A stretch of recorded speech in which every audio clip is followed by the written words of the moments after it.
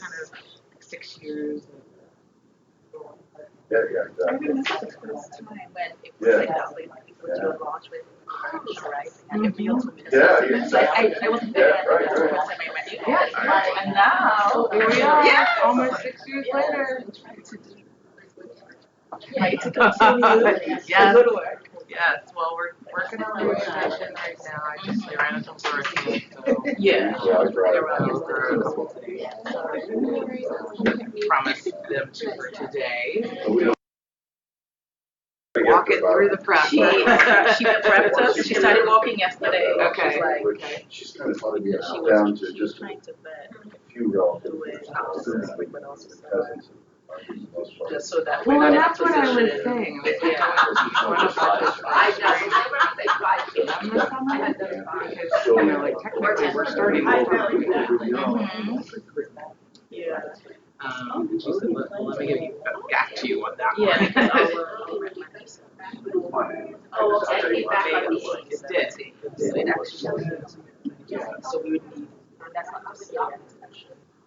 Like we couldn't go beyond that, which I think makes sense. That's really trying to align with it. So we shall see. Okay, yeah, I know. Well, hopefully they'll be able to put together a good response. Do you have any sense of the change significantly? Yep, I sure did. Because it was right there. Just the basic directions, we still want it to be. But I just think it's going to be more of a how. Say someone's burned out. Still what ideas of how it would be.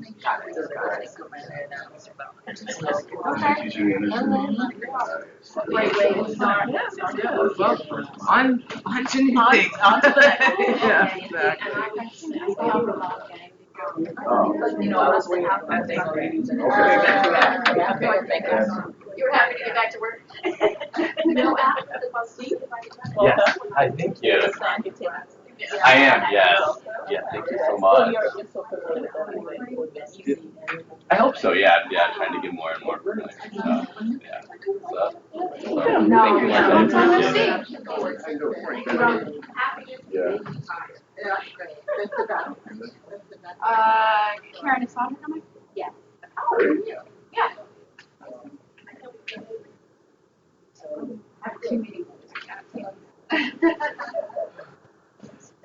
I like the whatever it's but. Is it really? I've been down to the market area down there. What's up?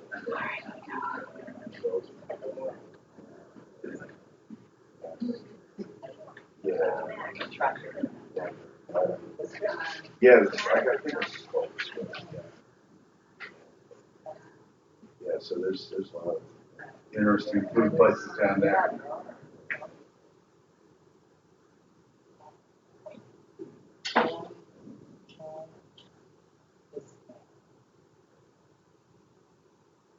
Well, good. In Connecticut, we're in Connecticut. You know, I used to work in Connecticut, Hartford, so yeah, nice.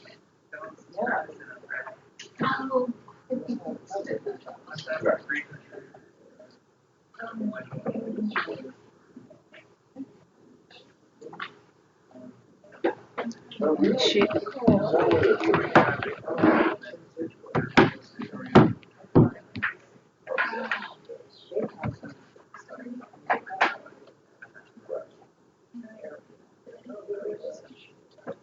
Hey, happy New Year.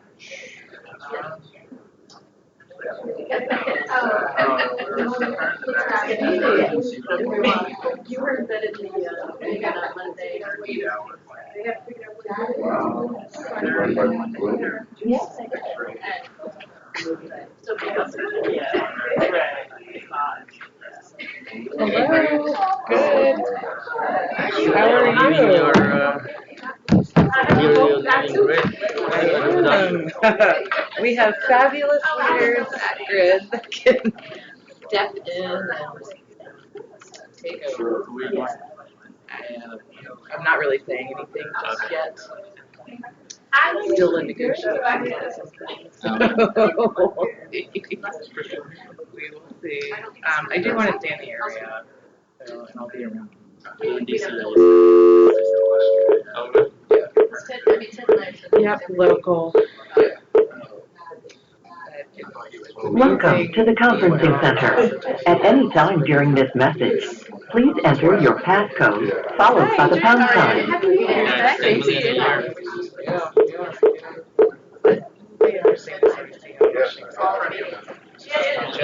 If you need technical assistance during your call, press *0. After the tone, please state your name followed by the pound sign. Thank you. There are 6 parties in conference, including you. I mean, I think part of it is most are like RPS markets very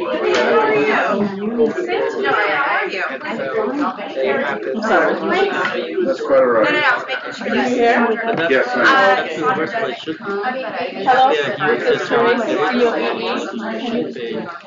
Hello, this is Teresa. yeah, so I think it's playing.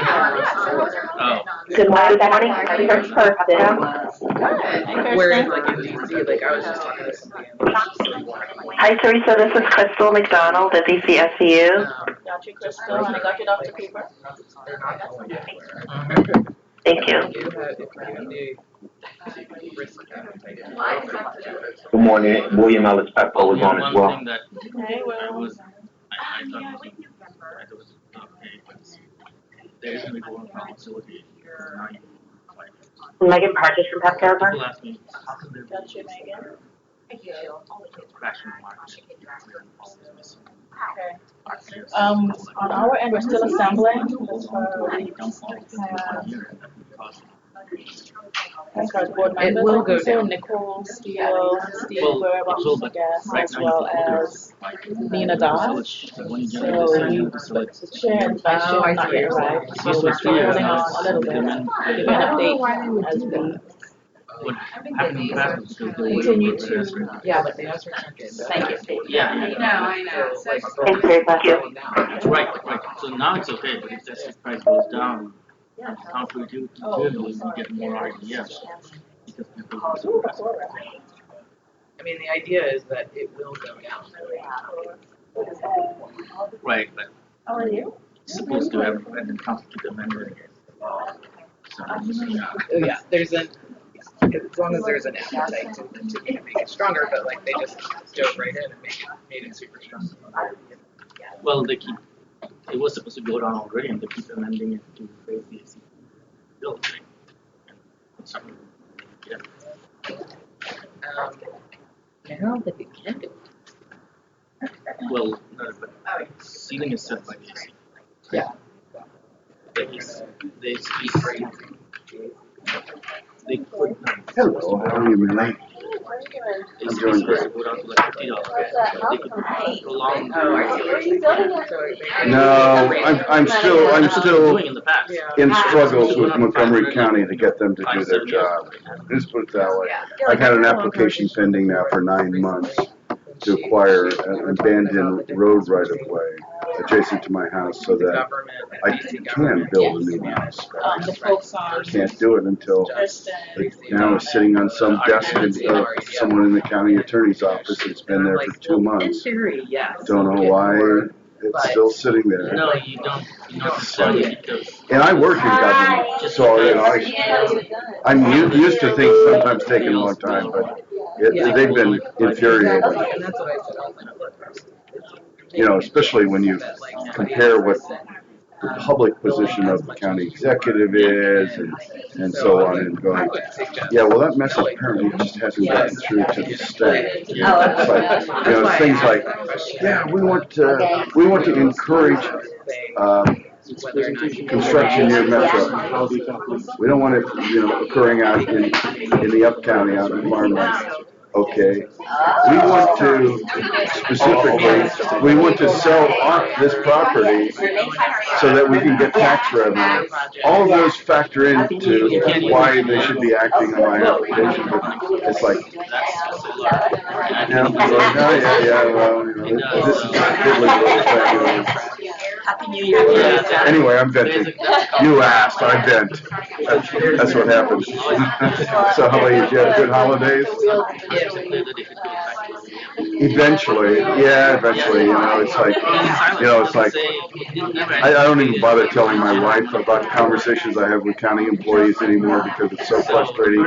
And her tolerance for bureaucratic delays is even less than mine. So it's like, okay, I'm not gonna even give you an update because there is no update. But anyway. I could go to. Happy New Year. Yeah. Anything to do with just And no, not you. I was like, everybody wants each other and say Happy New Year. there was some kind of I know. So there needs to be a precedent.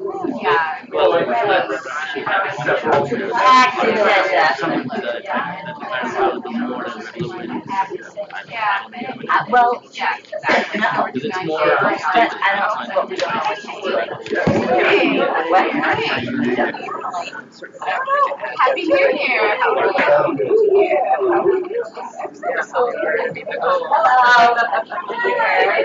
Alright. We're about to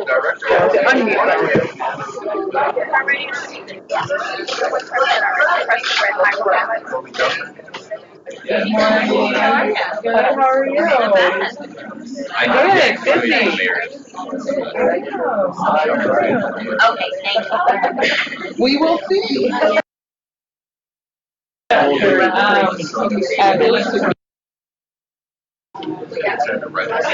Oh, because she's super unmuted. Okay. So we're good. You're ready to go. Okay.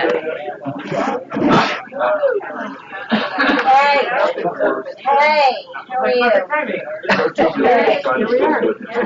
Yeah, I'm just trying to figure out this for I've been waiting about it. Oh, really?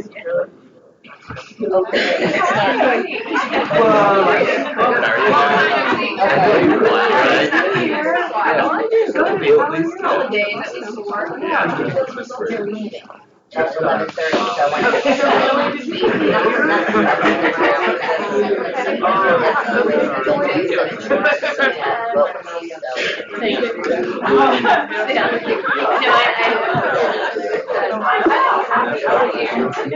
know. Sounds vaguely familiar. Understanding what people trying to say. Thank you.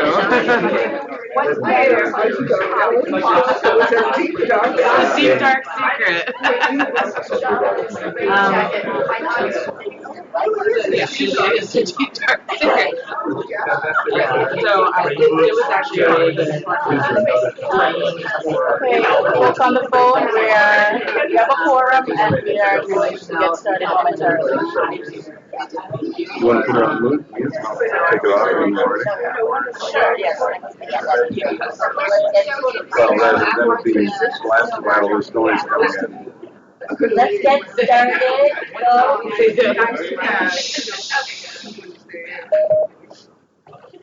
It's 2020. It is. Happy New Year, everybody.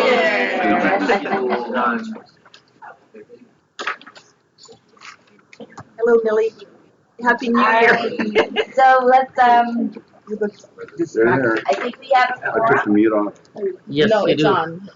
it's on. Yes, the mute is. All right. Yes, now it's on. Okay, let's say who's here for 2020. Welcome, everybody. Vicki Corman.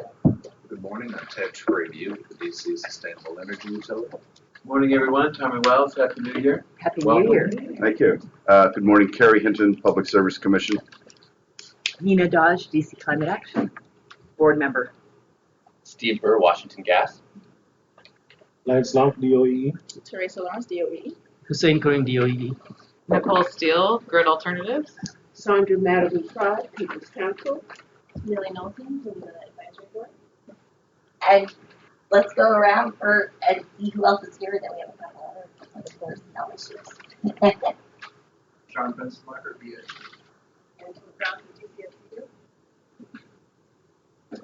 Edward Dean, DOE. Kelly Coyne, yes, here. Patty Boyd, DCSU.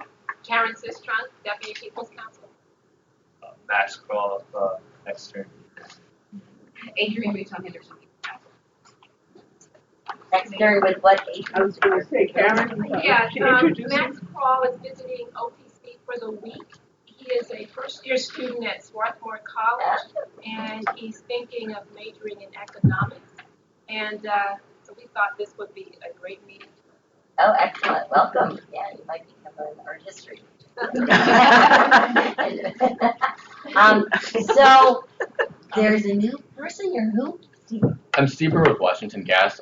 Ronan Ronan Colston is no longer with Washington Gas, so I will be stepping in. Okay, well, thanks for joining. And Steve, what's your last name? Burr, B-U-R-R. Okay. Thank you very much. And Nicole, what up? Wait, Okay. Oh, who's on the phone? First two more, who's on the Sorry. phone and then two others. Oh, excuse me.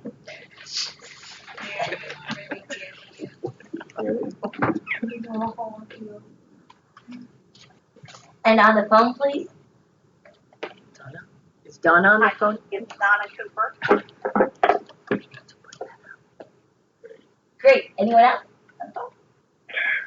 Yeah, Crystal McDonald, DCSEU. Okay. Ben Burdick, DCSU. Good morning, William Ellis Pepco. Megan Partridge Petco. Okay. Who's that? Who is the last person? We couldn't hear you. Wayne Putters with Petco. Also, Kirsten was on the phone earlier. I'm not sure if she was cut off, but she was on the phone earlier. Okay. Kristen Williams, are you muted with AOBA? I am. I'm still here. Sorry, I got disconnected somehow. Happy New Year, Kirsten. Happy New Year, everyone. Happy New Year. New Year. So Nicole, is this your last? We will see. So I intend, while I'm transitioning out of Grid, I do intend on staying in DC. Oh, that's so good for DC. Area. Oh, good. You know, I guess we can have some side conversations on whether or not it still makes sense. Oh, that's not the real issue. So the real issue is, thank you so much for everything you did with Grid Alternatives, and what a change in the DC landscape and in the conversation about energy efficiency, and you really made a huge difference. Well, thank you. I really appreciate it. In a really short time, it was like 0 to 2 And my years. staff is ready to take the lead, and so new and exciting things will also continue to come out of Grid. Oh, that's great. That's great. Thank you again. Okay, let's look at the agenda. The OPC folks said they needed to leave at 11:30. So I guess. Karen and myself. Okay. Oh, you're gonna be here too? Okay. So I was otherwise gonna suggest a change in the agenda, but let's, and I think we should stick to the initiative. Does anybody else have anything else about the agenda? Hearing none. I move to approve the agenda. Thank you. I second. Thank you. All in favor? Oh, all right. Any opposed? Okay, it's approved. Thank you.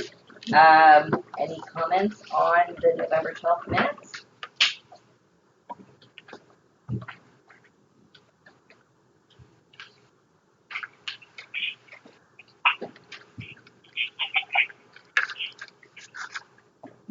Going back for a minute, Lance, where would you do the update on the audit? It's right below the discussion on the proposed contract modifications. Oh, there it is. Yes. Gosh, thank you. Okay. I'm good.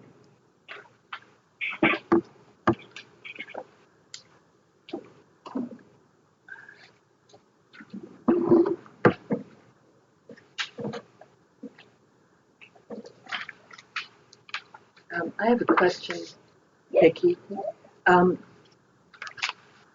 Do we look at membership of this advisory board sort of every, I don't know, X number of months to kind of review where, if the positions are filled, if people are coming, if, people are going.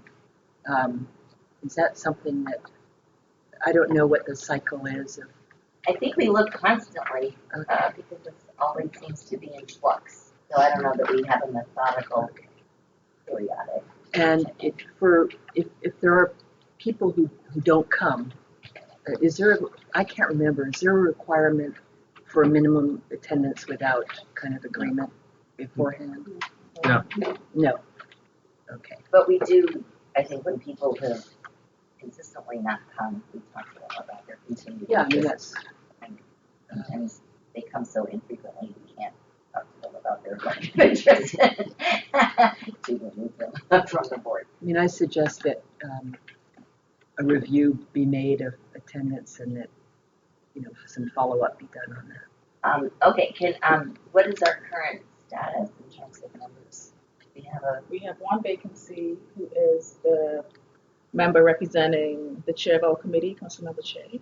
That was John Mizrock's position. We've been trying to get that filled by getting some suggestions of possible candidates. So I think that's the only outstanding one. Does that mean the nominations or the recommendations come from the council member's office? Right. And they would be confirmed, not by the mayor, but by the council. To Nita's point, are there members who have consistently? Are we aware of them? I mean, I've been aware of one person because he has such great credentials. It would be great to have him familiar with carbon counting. Okay. And I can never remember. No, I was asking whether or not there has been consistent people that consistently have not come. Because you asked. Yeah, whether or not he's the we one do I it have in count. mind, actually. But he's not currently on the board. I thought he was currently on the board. Yeah, there's some who tend to call in more He was and sworn make in when I was. in. And he might be on the phone right now. His name is Scott Williamson and Richard Graves, they tend to call in. I think they may have come in person to one. But, and Farah has come to one. Richard is transitioning to a new job as well. I can connect with him. I think it would be good to connect with Scott. Okay. Especially with these discussions of emissions and so on. It's his participation be really valuable. I'm sure it would be anyway, but if he's just not in a position to attend, it's good to know that. Okay. Kind of off the hook if he wants to. Good suggestion.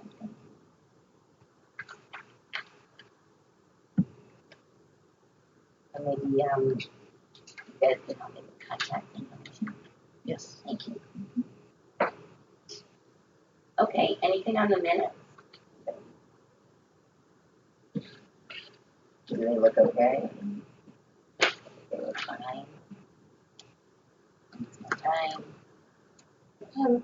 Teresa or Lance, can you remind me, is there an action item on, so we've submitted the renewable megawatt plan? Is there an action item on what the tax load is for the next few years? Or did we resolve the discussion that the contract would continue to go through megawatts? Through the RED, yes. Yes. That's how the conversation went, that although it met the requirements under the SCTF funding, they would still be continuing to do installations through the REDF Solar for All program. I don't believe there was a specific request for more information, but if there is, we can add it. But at the time, I don't recall there being a request for follow-up. But we did say that we would provide an update on Solar for All, which is on today's agenda. Okay. Okay. Can I also ask, I would have sworn, because we tried to do a lot, that there should have been something on the agenda that reflected that the subcommittee was trying to wrap up its work and position to make recommendations for the PSC's working group. So that mentioned that was, but it's on the agenda. Is that the like action item? Oh, okay. Yes, it's on the agenda, but not an action item. Right. If we Yes. could Okay. document that. Yes.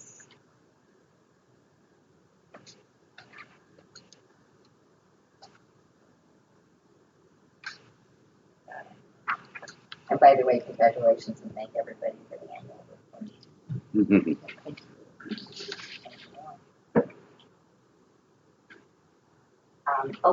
then it's okay. I mean, the subject to these changes. I move that we adopt the minutes. Thank you. Anyone second? Thank you. All in favor? Aye. Thank you. Any opposed? Okay, the minutes are approved with those changes made that we just noted. Program update. Good morning, everyone, again, and Happy New Year. Good morning. Good morning. Pleasure to be here at the Advisory Board's first meeting of the 20. And today we have an action-packed agenda, and so we're going to get right to it. The SEU will present on 3 different items this morning. Kelly Cohen, first of all, will walk us through an update on where we are with our Solar for All program. We've been giving you both some summative items from what we did with our FY19 program, and then describing the FY20 program and how we're standing that up to continue with a lot of the success that we had in the last fiscal year. The second presentation that you'll see is about a new initiative that we are standing up for the first time. This is one of our pilot programs at the DC Sustainable Energy Utility that we hope to launch in the first quarter of this year. We have about $550,000 in funding for this particular item. We'll get more into the details of that after Shelley makes her presentation. And then the third item on today's agenda is an item that actually occurs every year. It has occurred every year since 2011 when we got started here, which is the calculation of the work that we do with certified business enterprises. And Angela Johnson, our Director of Finance, will walk you through how we go through that calculation and that engagement with the city on an annual basis. So that was the third part of the presentation. So Shelley, why don't you take it away and start with, I think it's slide before this one. Maybe it's after those slides they've got. Oh, okay, yes. We'll do the solar first. Then we'll come back up to the low energy car pilots. Good morning, everybody. We have a really exciting agenda, so I'm going to go rather quickly. And then if there's any questions, I'm happy to take more questions afterwards. I do want to just, it would be remiss if I didn't start without pointing out all of the contributions that Nicole has made to the solar industry. We're so grateful for everything that she's done. She and Grid Alternatives have been a key partner in this program and greatly contributed to our success this year on single-family homes. And we look forward to continued working relationship with Grid in the coming year. And Nicole, friend and an ally in the solar industry, I look forward to continuing to work with you. Some exciting news for our team. We have a new team member who actually worked with Nicole for some time. His name is Philip Haddock. He comes from the Solar Foundation. Many people know him in the industry. Really strong program management background. He's going to be managing our credit portfolio going forward. So we're excited to welcome him to the team.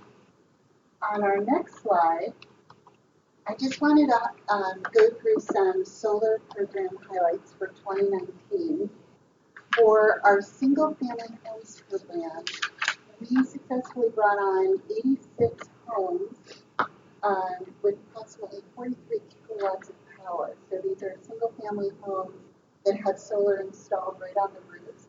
And we brought online, and by brought online I will say achieved milestone 3, which is where we've given them the incentive dollars, 84 community solar projects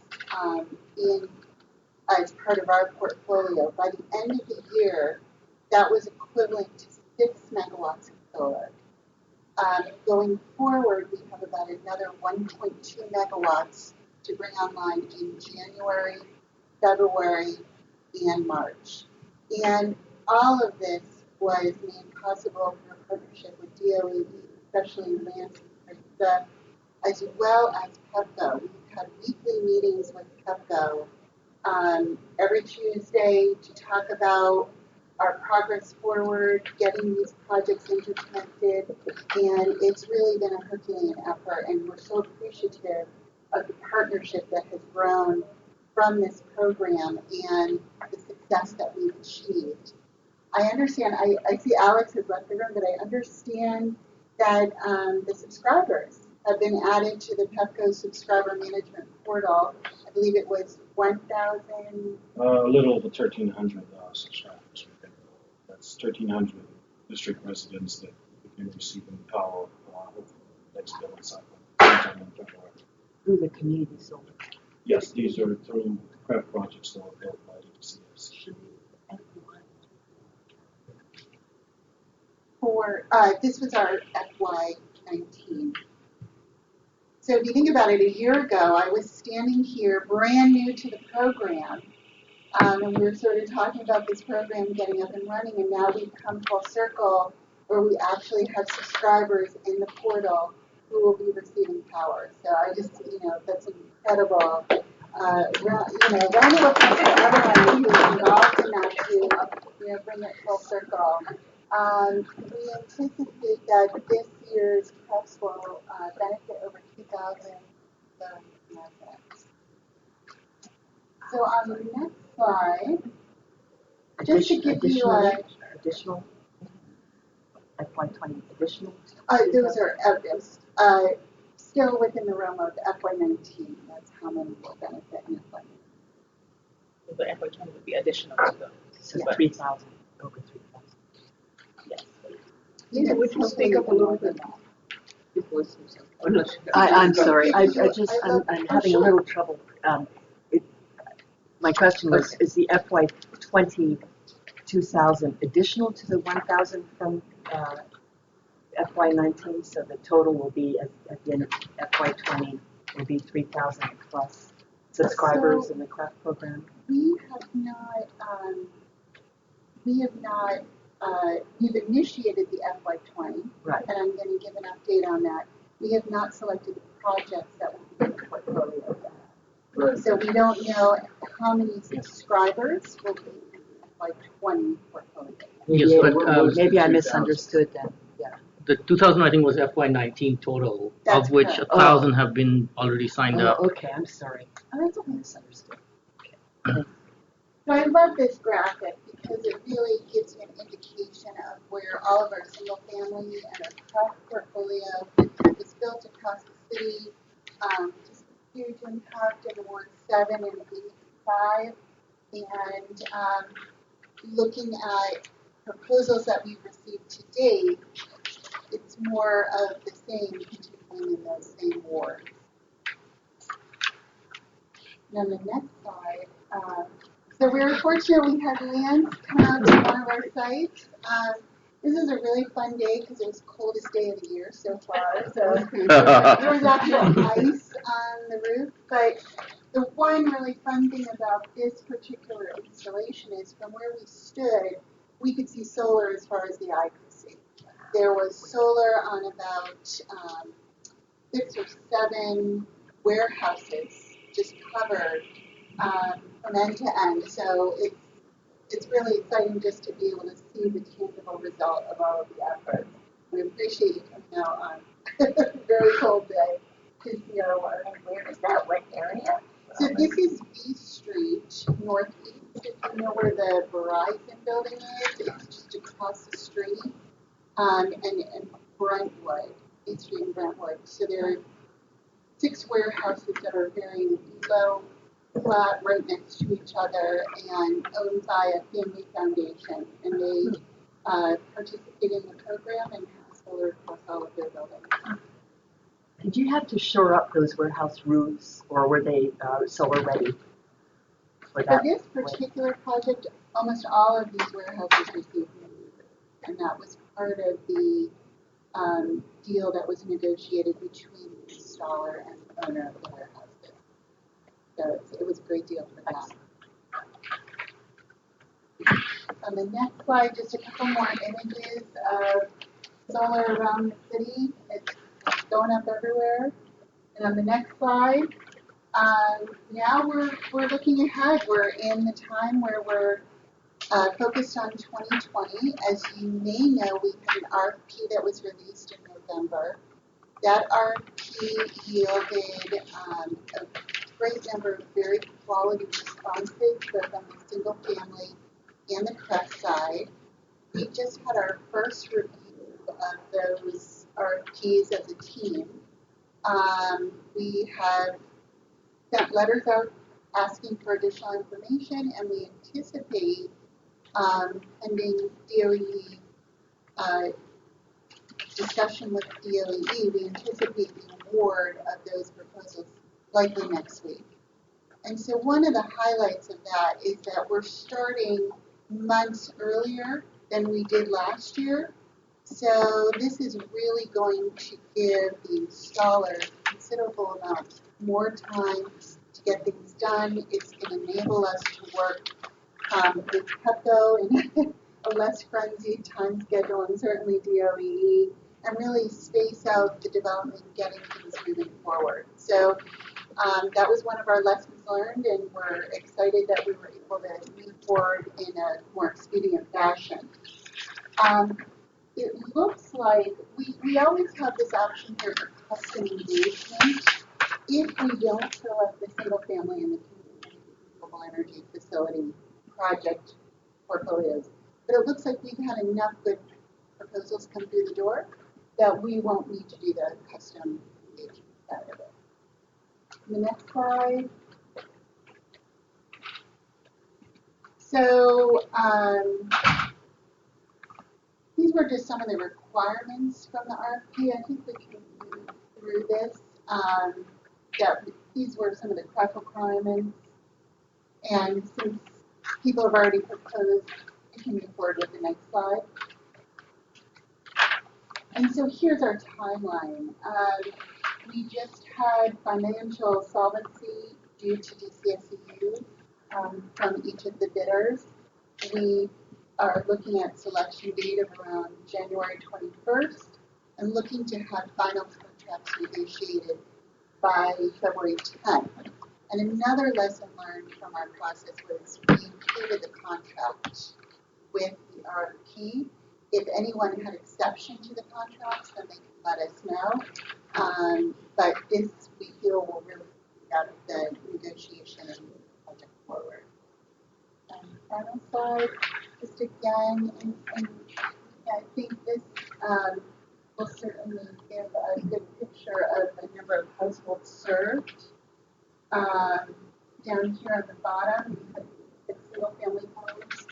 We have a target of 115 in 2020, and hopefully 200 in 2021. We're keep growing that number, and these are the anticipated number of households helped over the 3-year time period. So that's it for my presentation. Any questions or questions? I have a question about the CREFs. Sure. To what extent are you partnering with, nonprofit entities for the CREFs versus CREFs that are managed by for-profit entities? So with the CREFs, we have host sites. Many of those host sites are either nonprofits or, as you saw with the warehouse, those are privately owned. Right. All of the power from the CREFs then is transferred via PEPCO to DOEE, and then DOEE uses the output for their subscriber management program. So we are working with local and some non-local installers to install those CREFs. And so the result is that we're having this great, solar industry boom, per se, and that we're supporting green jobs and we're getting more and more projects online.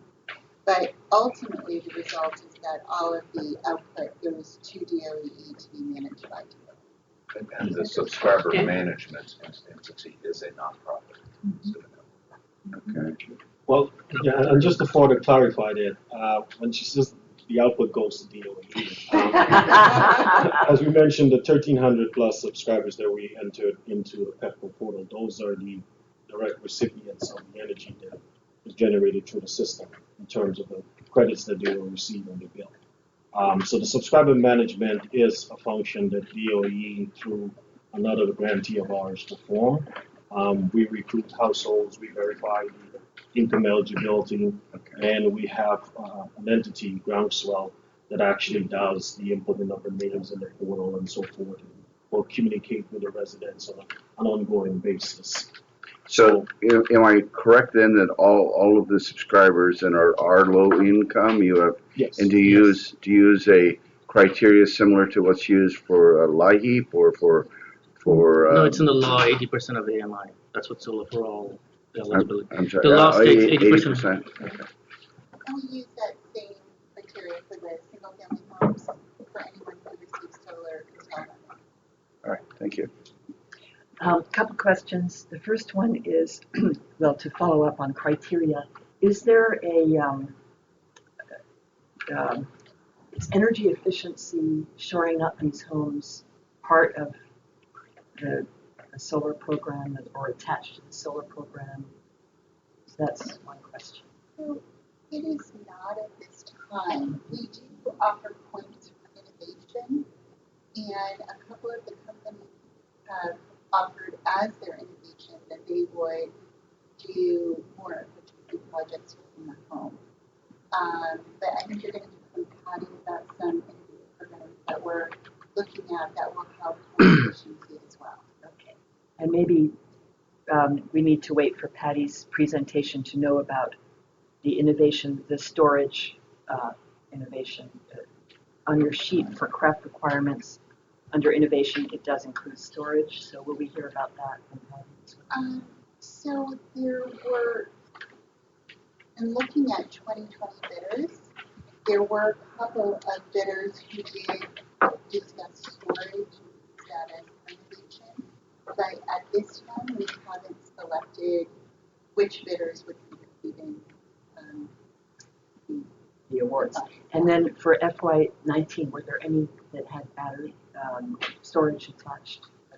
There were none. Okay. Not So today. I could interject. I do think that that's an area, Nina, that we have to figure out what role that is in the city, because with net metering, the grid is pretty much the storage.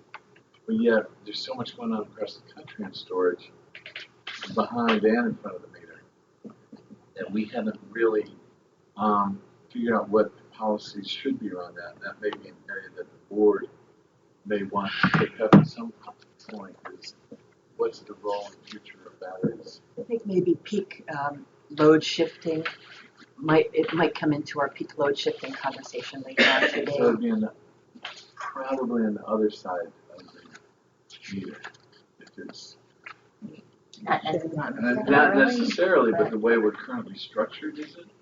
Or would we need to change? No, I think it could be either side. It depends if you're in a microgrid or not. So as an example, our storage facility that we built at the Parkway Overlook project through the DC Housing Authority, that's a behind the meter storage facility, and it can be, a smart meter is attached to it, and so they can shave load off of it if they want, but the whole purpose of it. Would there be any benefit to the owners?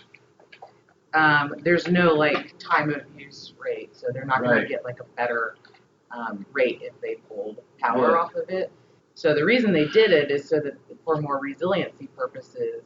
So if there's a gathering place in case of an emergency, so it's in their community. So we're seeing that as a resiliency issue, which is not a performance measure of Solar for All, and it's not a performance measure for SCU, but we have invested or participated in some resiliency stuff. But in terms of peak shaving, there's generally no benefit to the customer. No direct benefit. Not direct benefit, but Customers would have a monthly chance. right. Attach it to their meter data.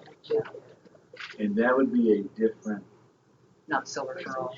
Yeah, that Right. would create, But it'd do- be a major investment. I mean, I agree with Sandra that, although it's not a direct benefit to the individuals who hold the systems, there's a potential societal benefit for all customers and for all customers, potentially, if you get enough storage.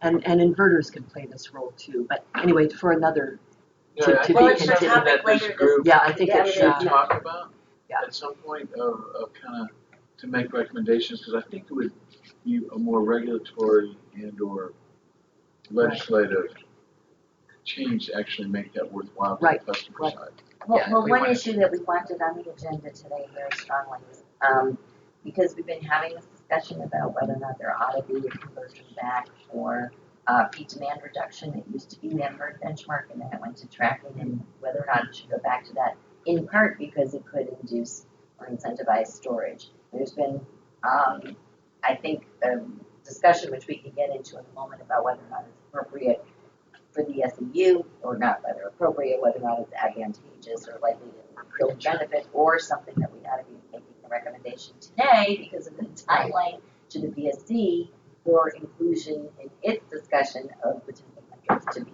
used in the context of utilities now increasing their energy efficiency demand response. So I think that was a goal of the discussion today.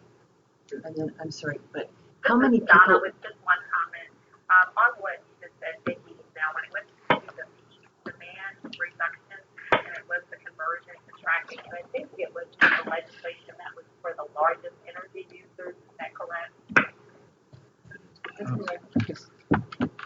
Well, those two benchmarks were converted to tracking goals. Largest energy But users? was it for the largest energy No, users? the peak demand was a separate benchmark from the largest energy users. Okay, thank you.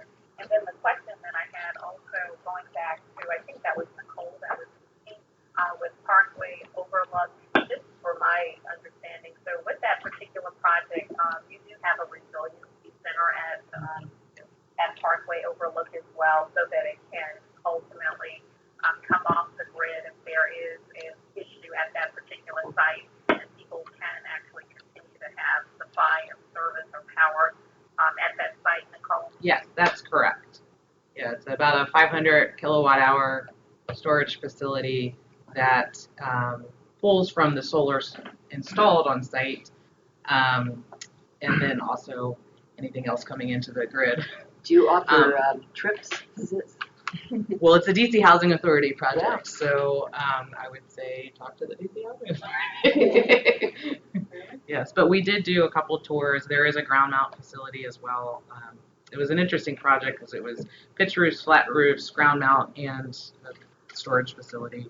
But it's sized to essentially be able to provide approximately 3 days worth of energy flow. Okay, I have a question. It goes back to the question that Nina raised initially, sort of dovetailing that. What do you do with respect to energy efficiency, training, education, exposure of these subscribers, of the individual subscribers? Anything? That is still in the works. This is the first iteration of us, including and signing up subscribers. We've started with our light rolls, so all 1,300 of those folks participated in light. We haven't done the kind of cross checks to determine which of those individuals have received weatherization in the past from us, or even participated in some type of weatherization through the DCSU.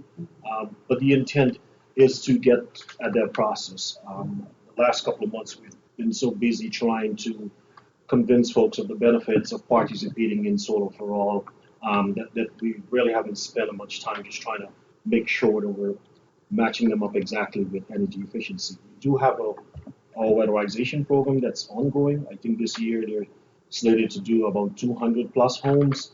Not sure if some of those individuals will be the same individuals that are also in the Solar for All program, but we will eventually get to that question. Okay, my point was that given that, and I assume that that was the trajectory that you were trying to move toward, a critical component would be educating the consumers that are beneficiaries of the panels so that they know how to maximize the efficiency gains. And, you know, it's nice to have a panel, but if you're leaving the window open, you know, that's really, it sounds like superficial, but it really is critical in terms of effectiveness. So, you know, OPC would certainly like to work with you in that regard. Yeah, we certainly welcome that. I think one of the things we can organize for the SEU, maybe some workshops for the recipients, so that they're able to come to the SEU office and receive those kind of briefing and education pieces about efficiency. Would it be, especially for our homeowners as well, right, exactly. Homeowners who receive solar, that would be a wonderful partnership and a way to continue to reach them, because we do have additional services that we can provide as well. So we'd love to keep educating them about different things they can do. Would it be too intrusive to track, work with them to track their energy consumption as kind of part of signing up for these? I mean, you're having a hard, you can't, maybe it's premature, but maybe a little down the line when people are, all set with the system, maybe offering to work with them on tracking their energy use. We will definitely be doing that through the subscription management portal, because we'll receive the monthly reports from the utility in terms of the credits they're receiving. It also will show how much energy they've consumed. So the credits we give is an offsetting credit. So they know that you're... Yeah, and Groundswell will be doing that type of education and communication with the homeowners so that they understand that they can realize those benefits. So you'll be able to tell, pardon me for jumping in and not raising my hand, but, yeah, well, that's the way I am. So you'll be able to tell whether the subscribers are reducing their amount of energy usage, or potentially are they looking at these credits as a way to increase their amount of energy usage but maintain their payment level, shall we say? Yeah, we can certainly get baseline idea of their energy consumption from the utility reports, because again, it will show exactly how many kilowatt hours the home used versus how many credits were applied based on the energy produced by each of these systems. So we can see month over month how much energy they're using and determine whether that's increasing or decreasing as a result of receiving the credits. One of the keys here. Hey, William. Oh. I'm sorry? If I could, I didn't mean to cut you off, but so from the utility side, this is Megan Partridge from Petco. From the utility standpoint, through the My Account functions, currently we do offer insights into customers' energy usage as well as tips. And then going forward, as part of our future potential filing, one of the things that we intend to include that's been very successful for us in Maryland and other jurisdictions is including a behavioral program that kind of combines a combination of information and insights and tips, as well as like comparisons around like home. And so as part of that program, it will be very carefully defined, and so that will actually kind of speak to some of the education and in compelling customers to make consumption-based changes without having to purchase additional equipment. So I don't know if that is totally relevant, but I thought it would pair nicely with this discussion, and that there are opportunities to work together, and we could conceivably target special messaging for the craft customers as well, specifically. So I just wanted to put that out there. Megan, this is Nina. You used the word compelling there, and I just want to make sure I understood what you meant by that. Well, I guess it was a more aggressive word than I intended. But we provide information, and we kind of how I'm not just a straight up a customer usage, but then there's a customer comparison. They know whether or not they're consuming more or less than like homes in their neighborhood.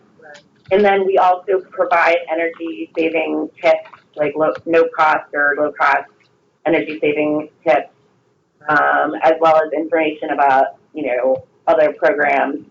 And independent of those other programs, we see a drop of, about 1% to 2%, but probably closer to 1% of energy reduction by those customers. So it's not that I guess inducing is perhaps a better term than compelling, but. Well, one reason I bring that up, and I think it was maybe implied in Kerry's, the way he framed things is, some customers have been depriving themselves of comfort because they just simply can't afford the energy bills. So the solar might actually allow some people, I'm saying what is probably all of us know, sorry if I sound pedantic and didactic, but forgive me. So I think maybe there's a sort of education of ourselves as well, that we can't assume that people's increase in energy use after installing solar is profligate in some way. Well, I agree. And in fact, if you look at the studies on low income for not just for solar, but weatherization, that you see a relative decline in energy savings compared to market rate customers, exactly for what you're saying, that you have a choice of, do I want to save more money, or do I want to increase my comfort? And many customers choose, I'll keep saving the amount that I was saving, but now I get a little bit more comfort now that I've better insulated my home. So I think the point is well taken. I just wanted to share the other opportunities for customer education and saving. So I apologize if I'm just going to misrepresented the concept. I just have one last little nugget, and then I'm going to pass it on. We just this week brought online a 359 kilowatt project at the Capital Area Food Bank, which is really exciting. So it's not only are they providing food and comfort and other things to the community, but now they'll be providing power as well by being one of our host sites. So you'll be hearing more about that one in the months to come. But thank you everyone so much. I appreciate it. Actually, could I just interrupt here, because this is I think a rather important issue, and that is the contracts that you have for the CREFs. Do they specify that the CREF financial recipient is required to register with the Public Service Commission in our RPS program? You mean the person who owns the SREX? That's right. I mean, no, there's no requirement. All right, so let me point out, because I just got an update from our staff, that we have a total of 12 approved CREFs that are in our RPS program. Although we know that PEPCO has 63 that are operational. So there's a big gap between the number of CREFs that are out there and those that are actually being accounted for in our RPS program.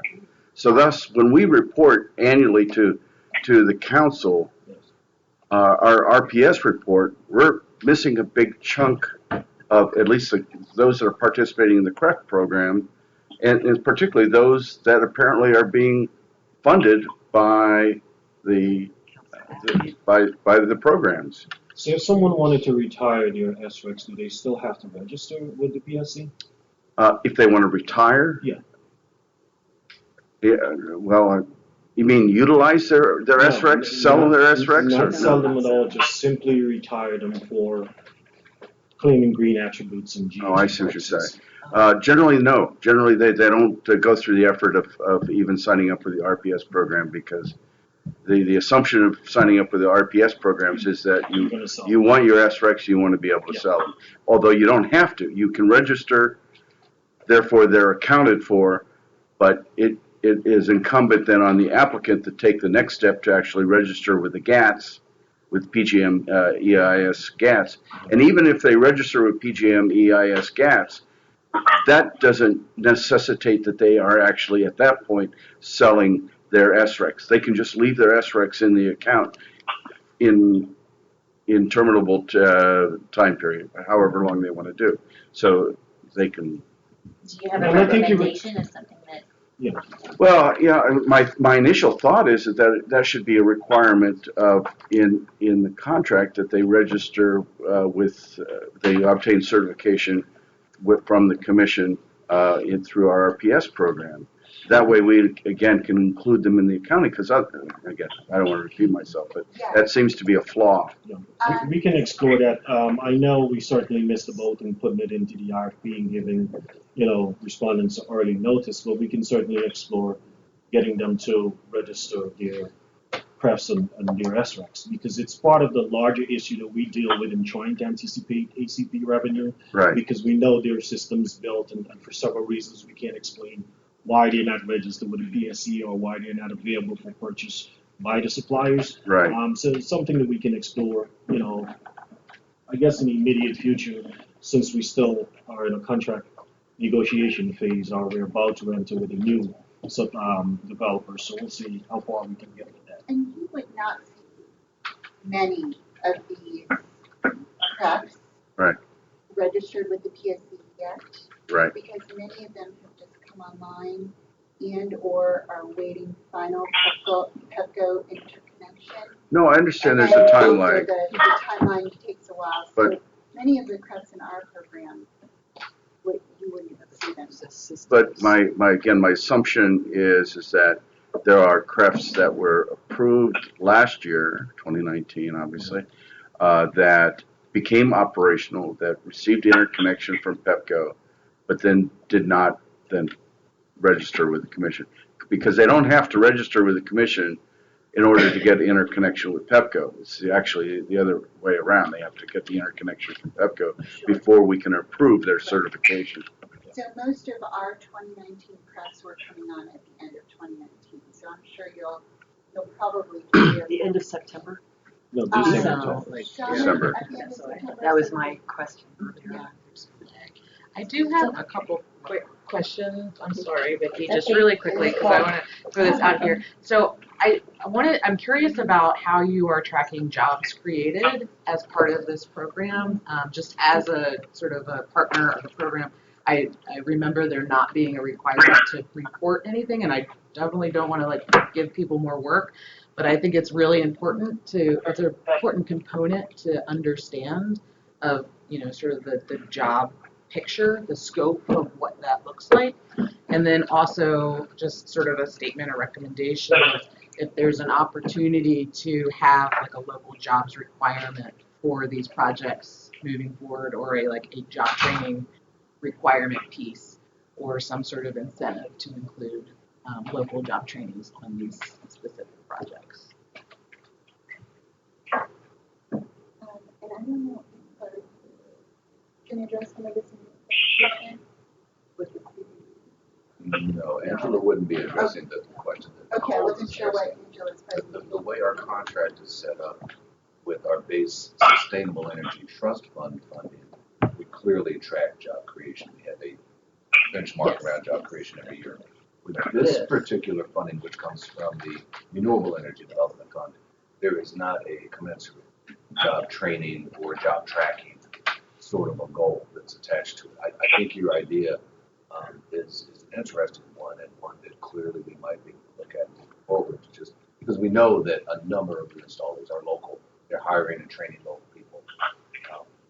We probably have some better than anecdotal stories about that you can tell now, and I know your organization does a lot of training as well. And many others. Right, so, and several others, so that, I think that's something we can clearly look at. Is the distinction based in statute or? No, it's a different funding.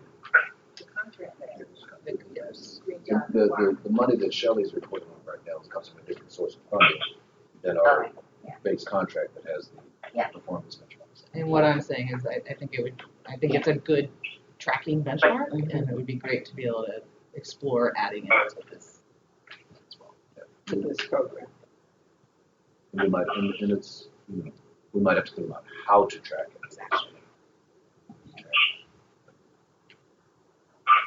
Thank you. Thank you, everybody. Thank you, Shelley. Have a good Next, we're gonna go backwards about 5 slides to go up to the very first slide of the presentation to talk about our low-income decarbonization pilot.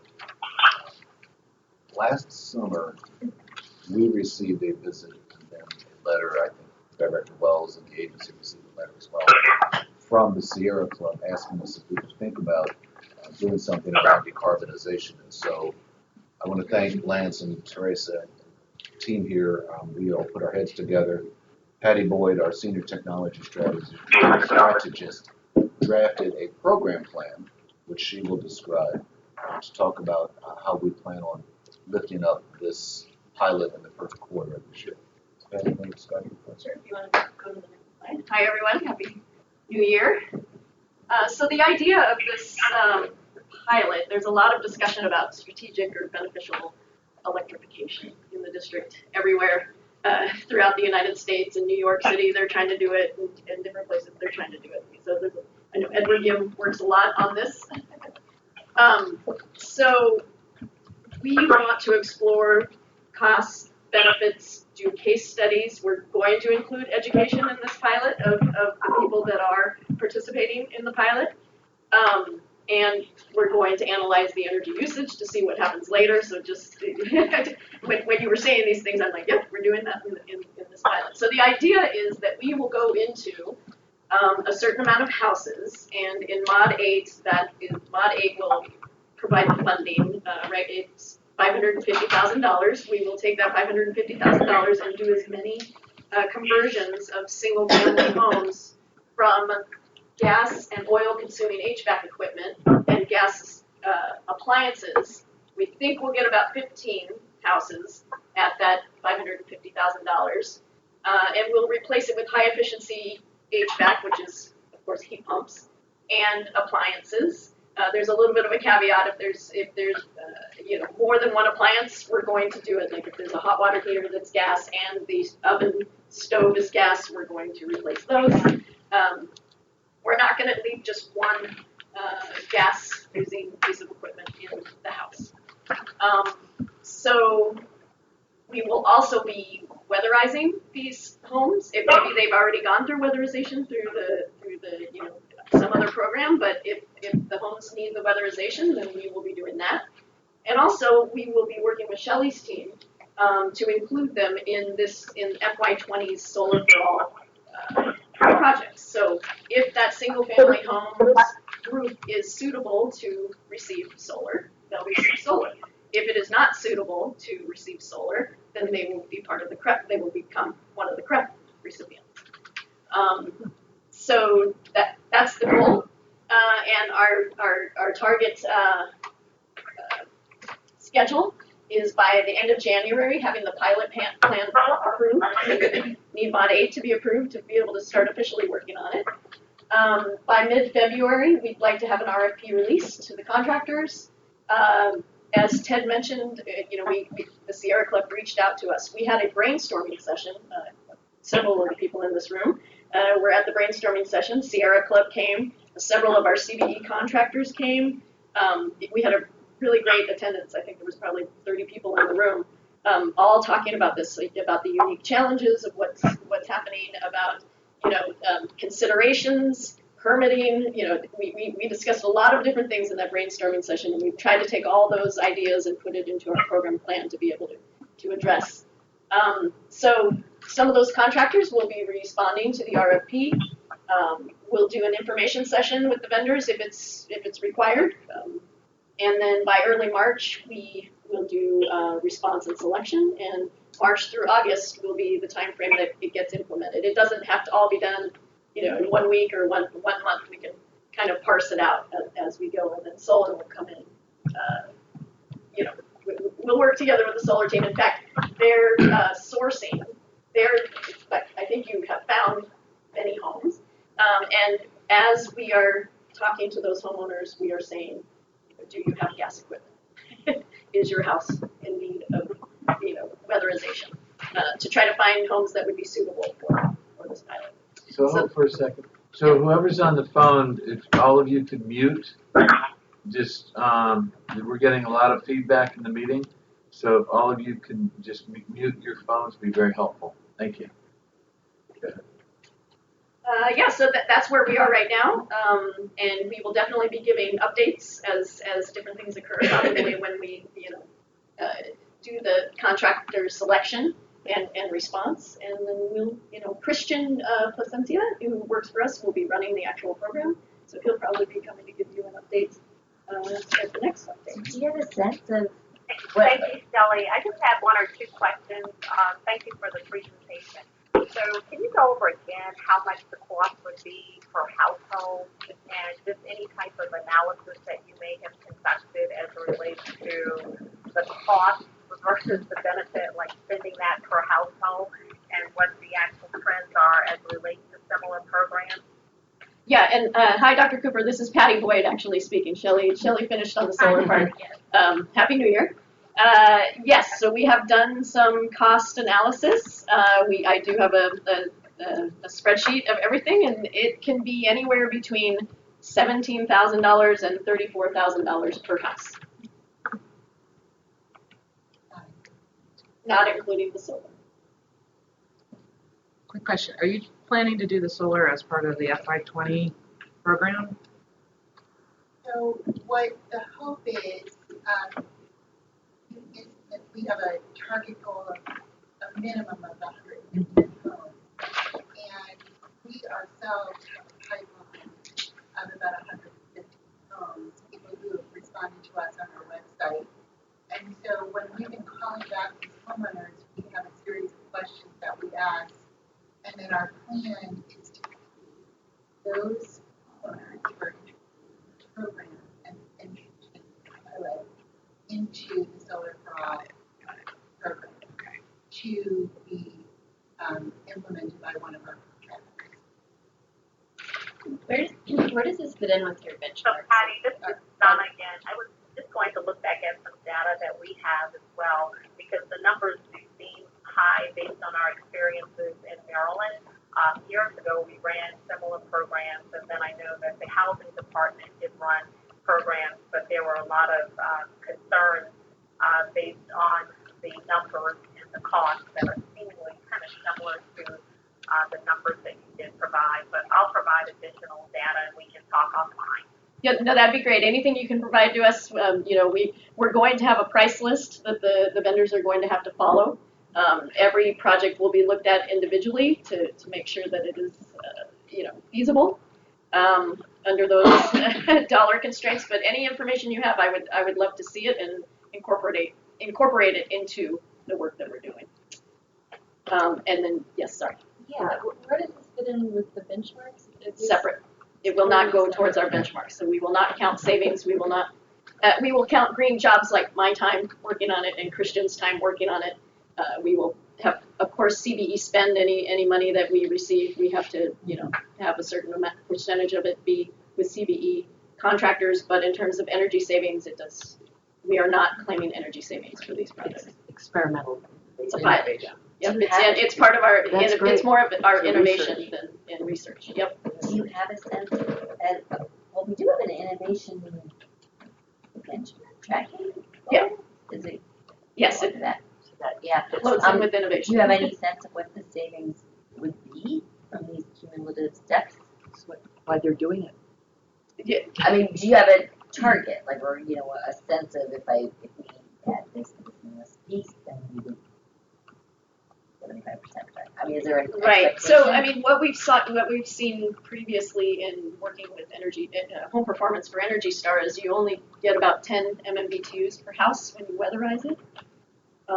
So, if the electricity use will go up, the natural gas will go down, and that is part of the strategic electrification effort more than an energy decrease overall. In fact, if some of the houses don't have air conditioning, they will now have air conditioning, and it goes back to your point where they will be more comfortable in the summertime, but use more energy.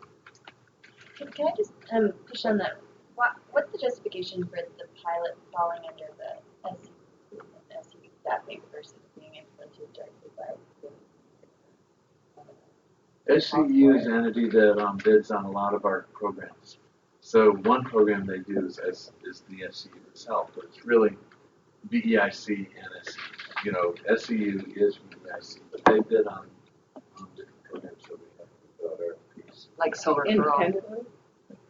BBRC, that's independent of the SCU? SCU and BEIC are one and the same. Right, oh, Yeah, there wasn't a procurement for this one, but it's basically our procurement takes 9 months to 12 a year, and doing it to the SU is faster. Additionally, the legislation that provided the funding for this, the Clean Energy DC Act, it gave us the option of either DOE doing it or done with the SCU. Almost every legislation that come out these days require us to work with the SCU to be able to get things done. And as you can see from the additional funding that is going to be leveraged in terms of the money is needed for solar, it made sense for the SCU to do this as a pilot to determine if it's something that they can do on a much larger scale moving forward, more so than DOE doing it as a one-off pilot and then trying to share that information with the SCU. And this will, Is there any excuse me, this is, given? Okay. yeah, this, and I'm it sorry, should, there were kind of two questions. Megan asked go you ahead. question? Yeah, this is Nina Dodge. I think two things. One, well, for one thing, I support very strongly an innovation fund, and for SCU to be doing this with its experience. I think it's a very good use of SCU, and it's great that it's tracked in the contract. I think a lot of the really good energy programs around the country include innovation funds and research. DC can't afford a huge amount of that, but this is seems like a good use of it. Also, will inform substantively, obviously, one of the topics that I'm sure Vicky's dying to jump into because of our time constraint, which is how do we deal with greenhouse gas emissions, introducing that in more strongly into the SCU contract at some point. And so I think having this research being done now, regardless of the outcome, I mean, the outcome might be that it's fantastically more expensive and not a way to go right now, or who knows. But I think the point of innovation and pilots is that you don't measure success according to some preconceived outcome. Otherwise, it's not a pilot. I'd like to add to it that any of the things that we're doing, the LED light bulb was $40 before it was $2, right? So all of this technology is coming into the market, into the world, and needs to be piloted, and you need to be able to have vendors that are capable of installing heat pumps correctly and sizing systems to replace the systems that exist so they don't affect comfort.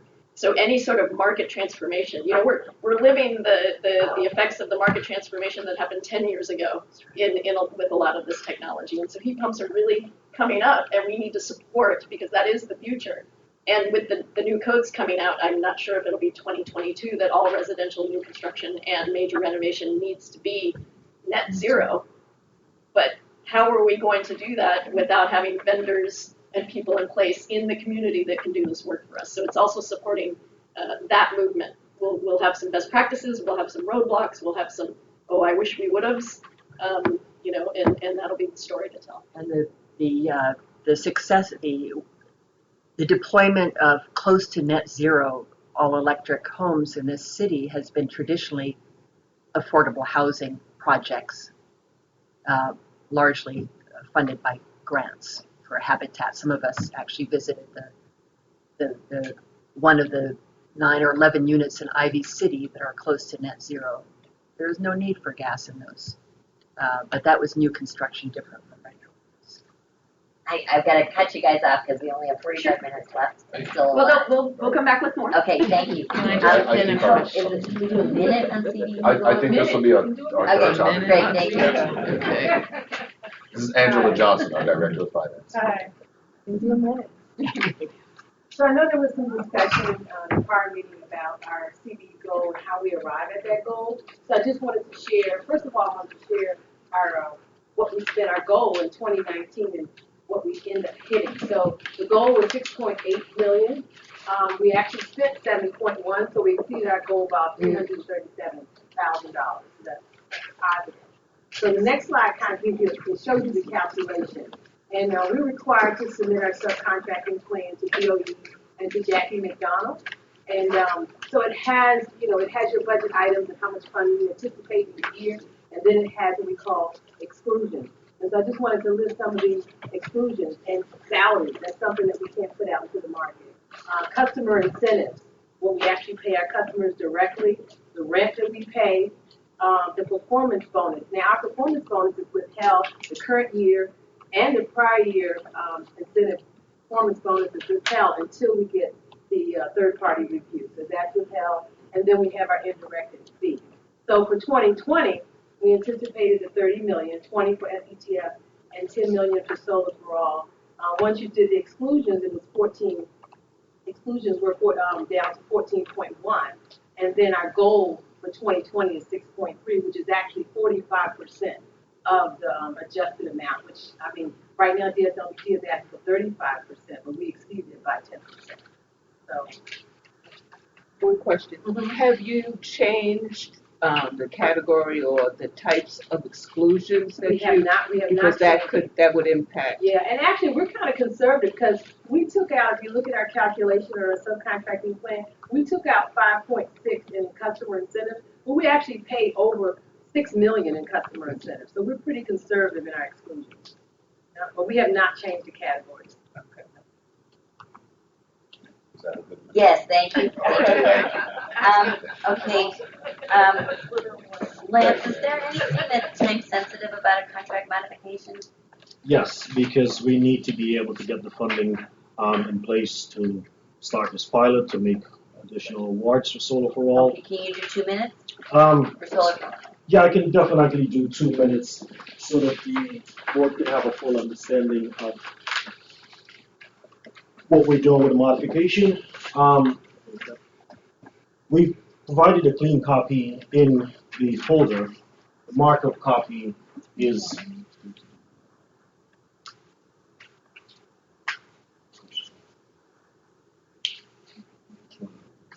so this markup copy gives a sense of exactly where the changes are. On the first table, it's one of those necessary changes. The SEU did not spend the full $12 million we allotted for Solar for All in FY19.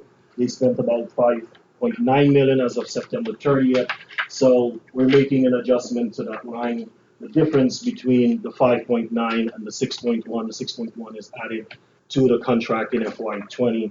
Hence, the next table down, you can see where that 6.1 million is roughly added in the line that says Solar for All. We are also including funding, as we mentioned, for the pilot, and also funding for a sustainable training program for CVEs. These two items came out of the Clean Energy DC legislation, and again, the SEU has been called out as a partner to work with to get these two initiatives off of the ground. So the $990,000 would be additional revenue over the $30 million that was approved for this fiscal year. If we scroll down a bit further, some of the things are just small changes to call out the two new programs that we're putting in, making sure all of the CLINs are still correct. Couple of items to note: we've added a few tracking goals to the contract. These are not new tracking goals; they are already been tracked and reported in the M&V report, and the SU also report them in their annual report, but it's never been called out in the contract for them to do so. So we're just simply making this a formal process by putting it in the contract to say that you have to do what you've been doing.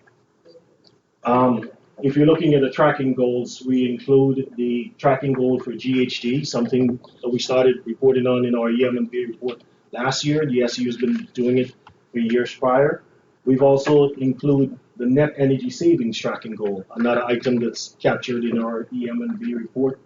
The lifetime energy savings and the cost of energy saved, all of these items are already tracked in the EM&B report and from the SEU's operation. We're just formalizing it in the contract to say now you have to track this. On the cost of energy saved, we're tracking both acquisition costs and we're tracking the levelized cost of energy saved. In everything Can I else, ask the about thought, reducing greenhouse gas emissions? yes. Is this a using DOE approved methodology? I mean, we've had some discussions about methodology, and I think that might have been something that we were thinking Measurement. about talking about, yeah, for measurement generally in the context of the next discussion we're gonna have. Is this locking us into something? No, it's not locking us in, because the methodology can change provided that it's approved by us. Right now, the methodology that is used by our EM&V evaluators is the same methodology that's used by our USA folks for tracking the district overall GHG emissions. So we're trying to keep it consistent, but we intend to review that with the SEU and with our evaluators because there's some ongoing discussions about the price of carbon right now and what that should be set.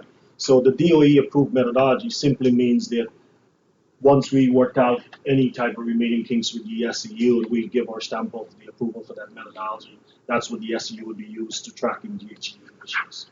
I guess what I'm getting at is that there's a methodology out there that's used in another jurisdiction, and it isn't necessarily a DOE approved methodology. Is that Yeah, it is. issue? It wouldn't necessarily be an issue because, again, we're open to adopting any methodology that's better than what we're doing right now. For example, But you're not the one under contract here, the SEU. Right. So Yeah, there's but nothing that. this piece was meant for us to have a discussion around what that methodology is. Rather than specifying if it's state A or state B, at this time it work across a number of states and track greenhouse gas reductions. So set this language specifically so that we can have a conversation about which methodology. So the contract does not lock the contractor into something that can't be changed later. Is that Vicki, is that your question behind the question? no, it doesn't. It doesn't lock them into something that can't be changed.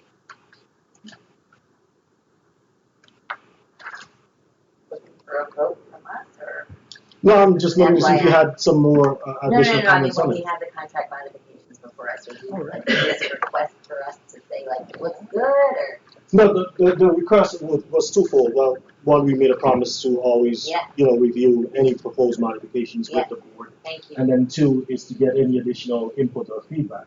The remaining red that you see is just describing the decarbonization pilot program and what the SEU is required to do in terms of how they go about setting up the program plan and contracting for the services.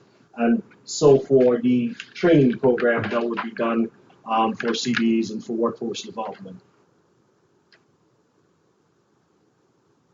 When is it, what is the Sustainable Energy Infrastructure Capacity Building and Pipeline Program? That's in the Act, the CEDC Act, where we have to create this new program for CBEs. We being DOE Yes. or we being SEU? We being DOE. We being DOE. So DOE putting it into the SEU context. Yes. And so it's also going to be outside of performance benchmarks. Yes. So what percent of the SEU work is under performance benchmarks and what percent is outside of it? Financial Right. dollar figure? Right now, the only thing that's outside of About 2/3 is subject to performance benchmarks, about 1/3 is not. But all of it is subject to certified business. Tracking, when you say subject to performance benchmarks, do you include the tracking benchmarks as well? Yes. Does that feel like mission creep at all? I'm just sort of struggling with how it feels like we've set up the plan benchmarks and there are these sub programs that keep popping up. How should we do that? Is it a core part of the SEU? As you know, for us, Programs that are started by the utilities, what mechanism, if any, is it that is going to measure the progress and reflect the if you will, I mean, in terms of like, what do people want to see? Because we, right now, we don't have, the SEU doesn't have a GHG performance benchmark. It has a tracking. DC is moving towards heavily emphasizing, or has been moving towards heavily emphasizing GHG reductions.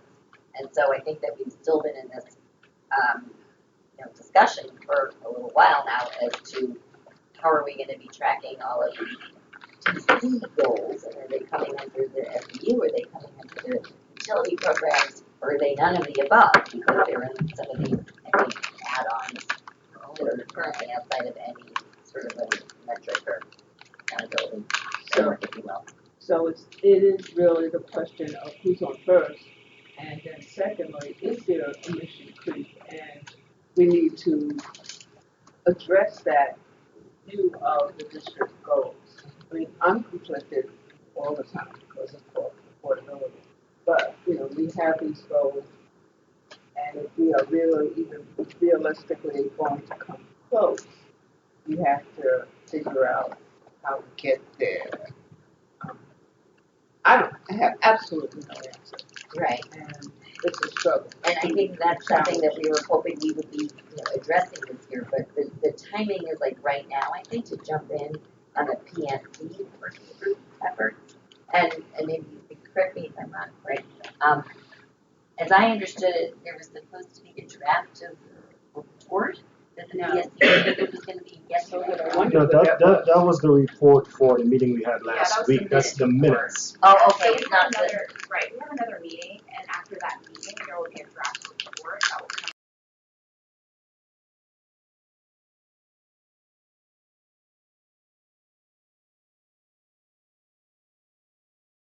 out to the board members to review. Okay. And add comments to. Okay. And then that report will be submitted to the commission as a recommendation to the board, and that is submitted on the 27th of January. The 27th of January is released. Right. So, thank you. Okay, so there isn't a draft right now. Correct. To react to, it's gonna be next week. Right. Draft, okay. Vicki, does that change the timeline, the due date by tomorrow to weigh in? Well, I think that if the 27th is the date that the 27th is the date the report's going to be filed with the commission. We anticipate that there will be a comment period that the commission will allow people to comment on the recommendation of the board. And so somewhere between what the commission does and decides, that report is just a working group report. Yeah. And so that report then will be filed with the commission. And from there, we anticipate the commission to have a comment period where the advisory board can weigh in. As I stated in the meeting, I'll state here again, OPC probably will not participate in part of the advisory board's comment period. We'll do our own independent comment period, and weigh in our comments as part of OPC representing consumers. Right. But similar to probably most of the people on the board as well, in their independent capacity, they'll probably do their comments. So Okay. that was a tricky model. Yeah, so then the question has been if the board is going to be wanting to make any recommendations either for inclusion in the in the report that goes out, that goes to the commission, and then we'll do a separate comment, or during the comment period. And I think that the work of the subcommittee, I hoped that it would have been done sooner so that it could have actually been before the working group, but it's now at the tail end of the working group deliberations, so I'm not sure how much the working group input there's going to be on some of these items, but it's possible. I mean, so I would say, like, let's start the discussion quickly so we can see what we can get into next week's work. Right. I kind of differ on that opinion, Okay. Vicki, because DCSU and DOE have worked within this working group, and we also met outside of that working group in a subcommittee that OPC was tasked with by the commission to make sure that metrics were cohesive and that they didn't impinge on DCSU's ability to be able to work independently. I don't think that we've done anything that would hurt DCSU in terms of metrics. The metrics were just general, so I feel like the work has to put in. I mean, Ted and Lance have been in both subcommittee working groups and the working group. So I feel as if the advisory board, NDOEE, and DCSU have gotten a lot of say. So I feel like the metrics are very generalized. Well, that's exactly my point right now, so I'm sorry if I was misspeaking. What I meant was the metrics have been very generalized. Right. I think there are a couple of particular things that were discussed in the context of the subcommittee that haven't made it into the PSC discussion, the PSC working group discussion now. Because the PSC working group discussions have been so generalized, it may still be premature for these particularized kinds of items, but I still think that they're worth raising because we keep having the discussions and keep not, being able to put them anywhere. Like a question of whether, so I'll just leap in really quickly to what the four are, but it would be, I'd invite Lance if you want to run through them. We talked about four items that we thought had surfaced amongst SCU advisory board discussions for potential alteration to the SCU performance benchmarks. And I think the discussions that have come out in the subcommittee have been essentially what are the pros and cons of changing an SCU performance benchmark? What are some of the trade-offs that would be involved? Like we were talking about, does something mean an increase in electricity use? An increase in electricity use, but increased electrification as opposed to fossil fuel burning kinds of emissions. So we've had a couple of discussions, and Sorry, who's been on that committee overall? Go ahead. Anyone from the board who's chosen to attend. Yes, no, I know, but I don't have a list. I know Washington Gas, Petco, there. and DOE, OPC. OPC, SEU. So this will be familiar to many people on the advisory. Not really. Well, let me read.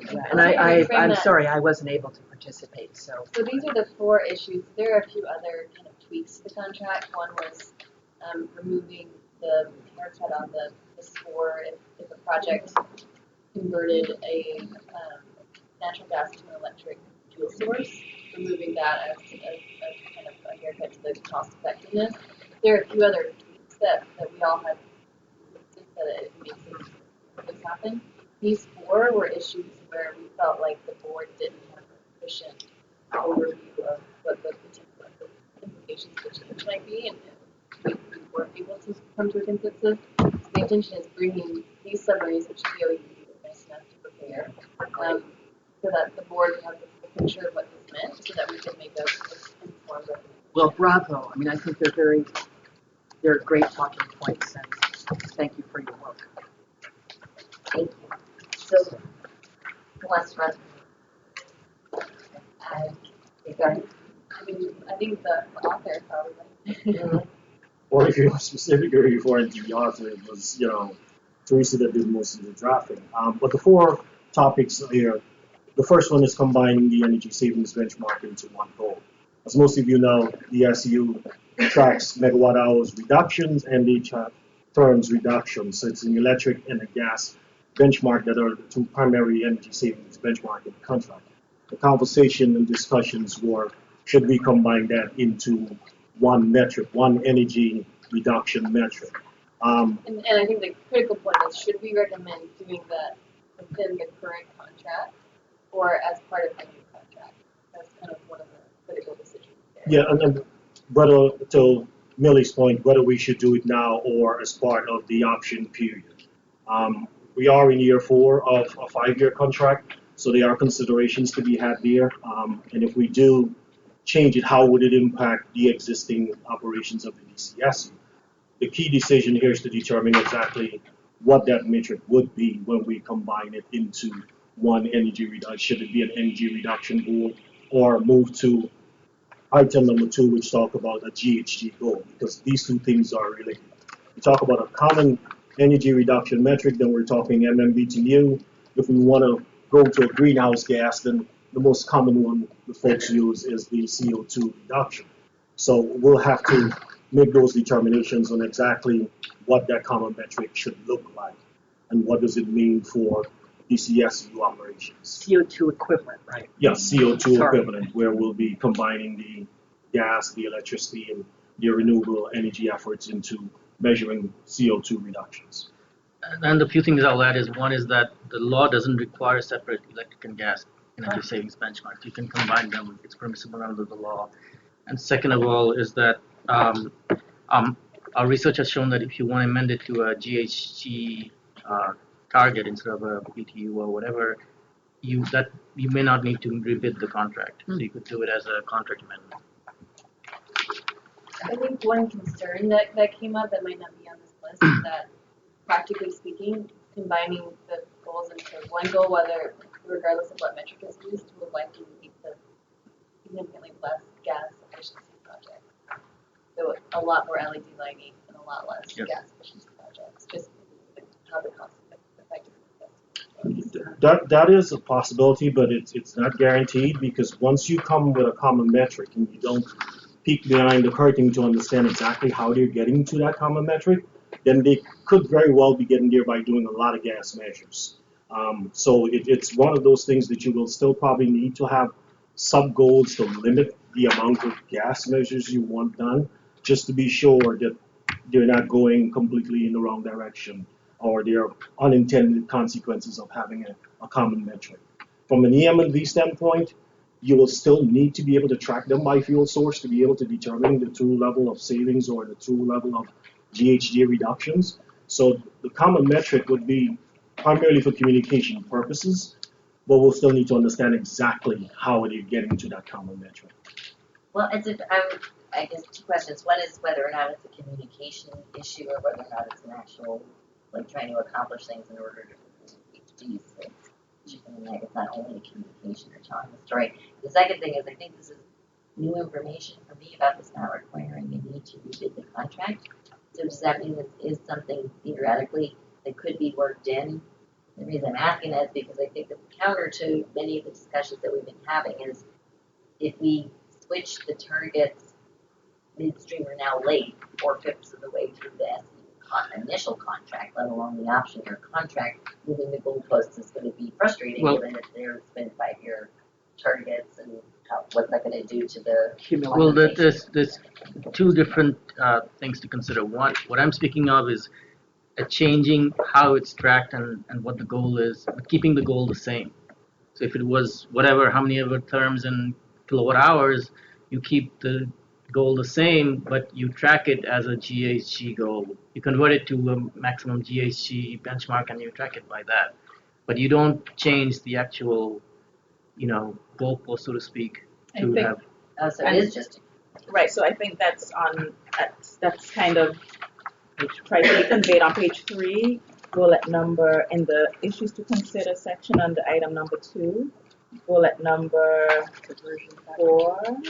Yes, for converting the energy saving. It says if the recommendation is made, if the recommendation is to make this change prior to the end of the current 5-year contract, the existing electric and natural gas savings goals in the BCSU's contract should be restated in terms of the chosen greenhouse gas metric. So it would just be how it is, what the goal is now. It wouldn't have an impact in the actual programming, but it would just be recorded in terms of GHG compared to what it was for electric and gas. So is that something that would be helpful in aligning with the doing with the district's GHG reduction? Not well. We do track the DCSU's contribution towards our GHG goal. I think Jen was slated to do a presentation on how that's done. So the DCSU right now is about 7% of our overall reductions, which is where 30%. Where are we now, Jen? 30% over 2006, 7% of which is attributable to the SEU. So it's one of those things that we are doing based on our reporting and tracking. So do we need to insert a GHG goal here, and what does that look like when we say GHG goal? Of course. That I don't think is something that's popped up in our EM&V. No, it's in the EM&V report when we report it out on GHG. Oh, not that, I don't think that's specificity. No, the 7% takes into account the FY19 achievements, which is being evaluated right now. So when the report comes out in another 2 months, you will see the SEU's FY18, 19, their historical contributions, and then you'll see that total 7% reflected. Because the evaluators are using the same methodology that USA folks use to track GHG. Yeah, but let me make one distinction. I'm a little lost, to tell you the truth, in terms of what we're doing with this really, really useful document, and all the work that went behind it. I'm lost because we're 4/5 into the way. Are we talking about changing the contract potentially on 4 items? Are we talking about changing the new contract description that goes out presumably soon, unless it's rebid? So if maybe we could have a little meta description of what's going on here. At what point does a new contract process begin for the SU, given the fact that we're almost in the last year? And then there's a question of the possibility of rebidding, essentially the possibility of an extension of the current contract as long as it's pretty much the same, in which case DEIC could retain the contract for another term. Some of us aren't really aware of the structural here, and I think it's really helpful to know what we're talking about here. Right, so just quickly, the current contract is on a 5-year term, which Right. started in 2017. That term ends in 2021, September 2021. The contract also includes an option period, which is a 5-year option period. If the district decides to exercise an option period, it will start in October 2021 and run through 2026 for the next 5 years. And that means an extension. We call it an option period. Does that mean retaining the same Yes. contractor? Yes. Okay, Yes. sorry, okay. So when you exercise an option, you're going with the same. Yes, sorry, I don't know that. I do feel, I will say, I think that the advisory board should remain agnostic towards whether or not, I think we should make a recommendation on substance and I couldn't agree more. to implement that with regards to the option or the non-option, but I don't want the conversation to be driven by. By what we think, who we should think but on the other hand, we need to know what the contract terms are, what we're dealing with. And if we don't know there's an option period, then, we need to know if we're going to be designing a new contract anyway or not. And the answer to that is to be determined. Yes, to be determined. We haven't made any decisions regarding exercising an option year or whether we're going out back to a rebate. None of those decisions. And then the other level is what we've touched upon, which is to what extent could we get these measures into the current sort of contract without changing the nature of the contract, or to what extent we'd have to get permission by the council, I don't know, to change the current contract. Who makes that decision? To change the current contract, it's mutual agreement between DOE and the DCS. Well, assuming it's allowable under the law, because the peak demand one is one that you may need a legislative change to implement. Because the current law says it's the tracking goal. Right. So some changes, so each change needs to be evaluated on its own. Okay.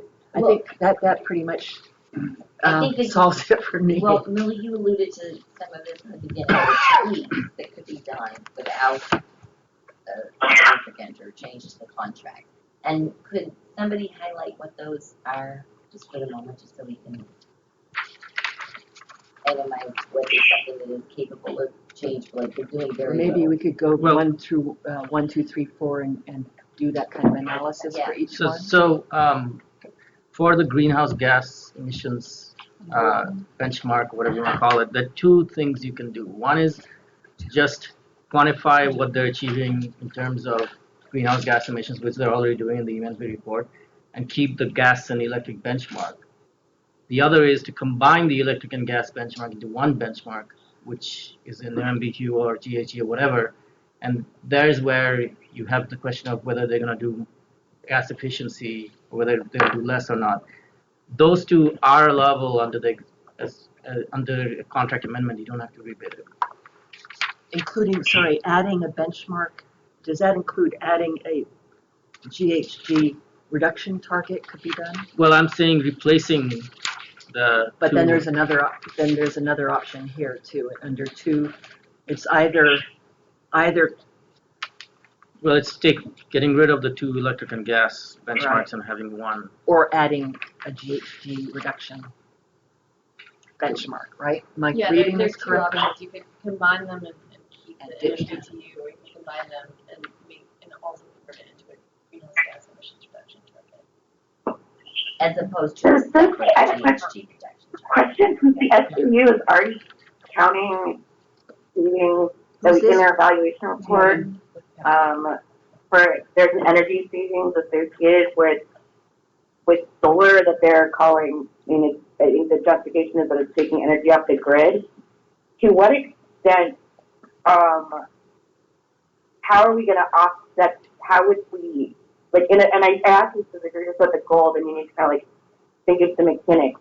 How would you offset those GHG reductions and then the reductions associated with individual or adding consumption and adding potential peak demand in addition to the photovoltaic savings that are already being captured?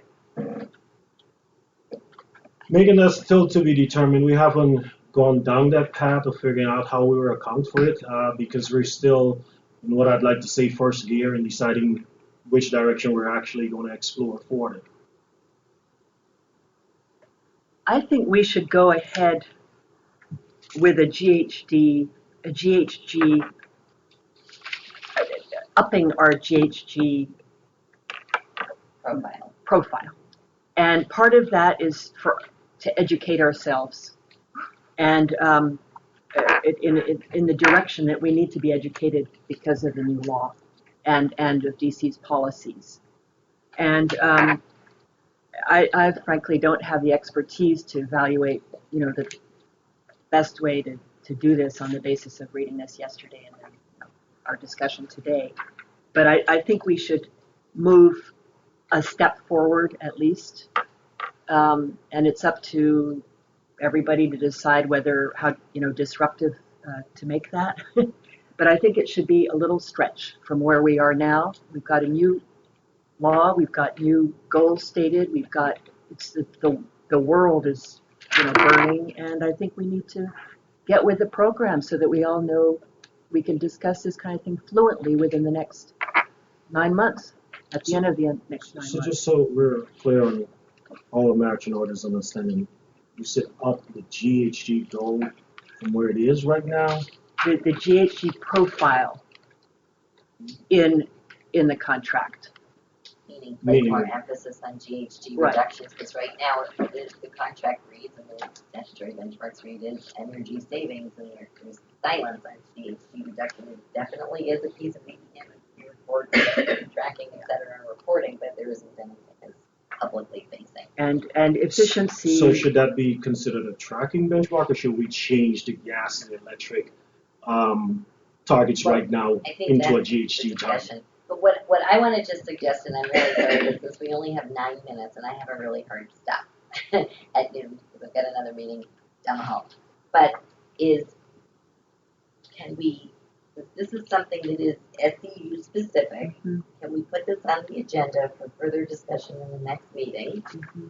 And I'd like to also put on the agenda for discussion the conversion of the 1-year savings to lifetime savings, because I feel like we didn't really get enough research or methodology or information in order to have an informed discussion about this. We may not by the next meeting either. But what I really wanted to talk about to see if the SCU advisory board is going to be prepared to make a recommendation to the PSC and the working group to consider building something into what it is going to seek from the utility implementation of energy efficiency and demand response programs, something that will touch on the storage question. Because when we've had the discussion in the context of the SEU and also converting back the peak demand from tracking to benchmark again and requiring a legislative change, it seems like the consensus was it's not going to happen in the context of the SEU. So, therefore, Consensus in your working group. In the working group with the general discussion And that we've been having. solar plus battery is where one could do peak design, lowering design. It could be batteries, it can also, there are other technologies, there's smart thermostats, I know that SE is currently working with too, so it's. I think they're doing that already, aren't they? Yeah. Right, but enabling this, so changing peak demand shaving to, or specifically probably coincident peak demand shaving, and that can be tied to greenhouse gas emissions, so going further with district targets in a technology agnostic way. Yeah. And symbolizing that through the CSE program. I mean, that's a compelling, I think it makes sense to move in that direction.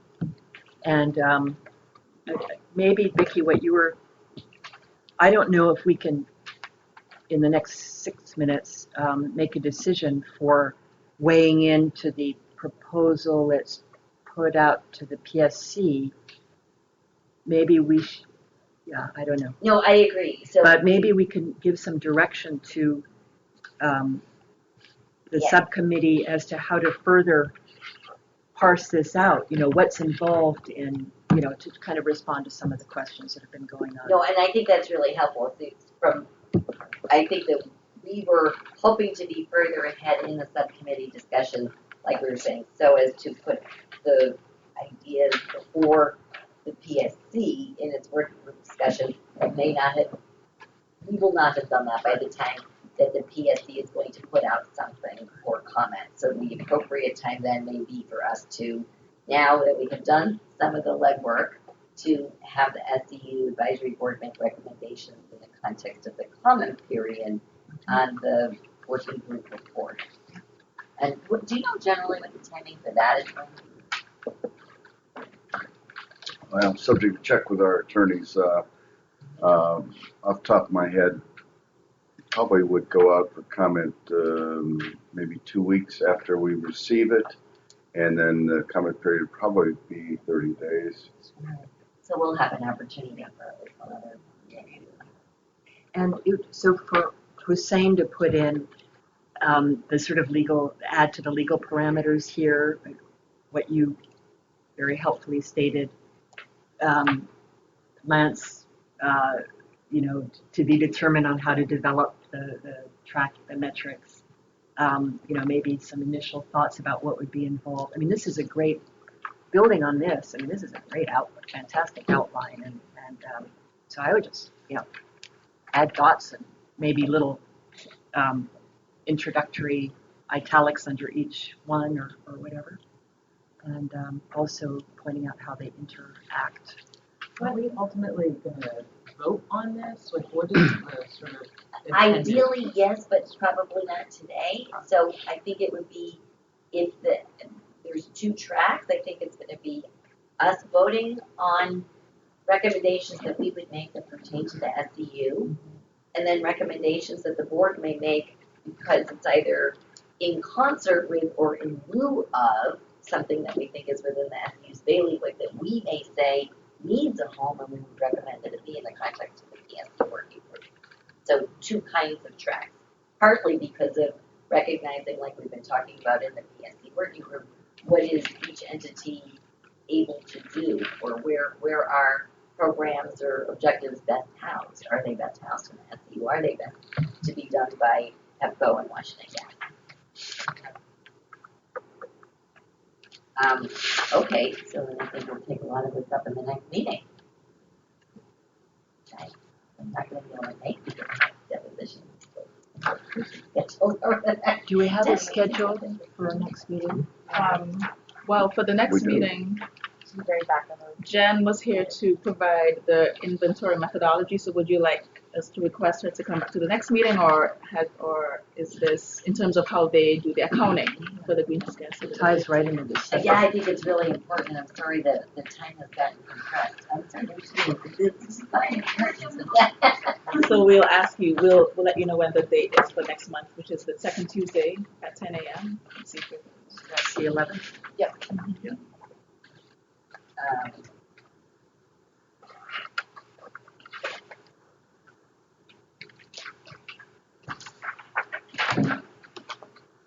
I know I'm not able to make it. Well, I'll be by phone. Okay. Or we can find another date if that date doesn't work. Maybe another day that week.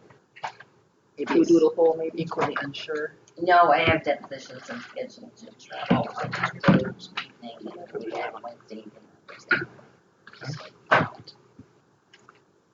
Are we talking about whether people have conflicts with the 11th? Mm-hmm. That's when the NARUC has its winter policy meetings, and both the chairman and I, and virtually anyone else, will be unavailable on the 11th. Okay, that's good. Is the 10th workable? That's also NARUC. We meet, yeah. Friday the 14th, that's what I want to Yeah, no kidding. I feel the love. The following week. Is it done by Friday? Oh, yes, we finish on the 12th. What about that Thursday? That's Wednesday, so Thursday and Friday are doable. And then, of course, let's see, a holiday on Monday, Tuesday. Okay. Yeah, could we do a poll? Okay, yes, we'll send out some dates. The 13th and 14th. Sorry about being a troublemaker. No, it's okay. Better to know now than Yeah. later. Thank you. Thank you very much. Thank you all. Are we moving to adjourn? Thank you. Appreciate you. And thank you, Millie, for all the hard work that you're doing, setting it up. Gary, this whole craft question, it may be a counting issue. Because I don't know how things get registered, but right, I know. So it's very simple But process. the way we treat community solar is that each of our subcontractors, SU subcontractors, is installing one community solar, even though it's comprised of many different solar installations. All right. So you can have 20 installations, but one community solar. So I don't know how it's accounted for in your, that may account for why they're only They would have to submit multiple applications. Right, but maybe they submitted the same community solar entity for all of them, I don't know. I don't think that's the way the RPS portal works. I mean, because it's address specific. So you have to get each address certified, and you have to provide documentation from Pepco that you have an interconnection agreement for that address. Wait. You just can't say, I have an interconnection agreement for 12 sites, and that makes us happy. Can you aggregate addresses to be part of the same community solar? That's what I don't know. Can you, if there's a community solar can you enter the same the same entity, the same pref manager can have multiple sites, but they would have to certify each of those sites separately.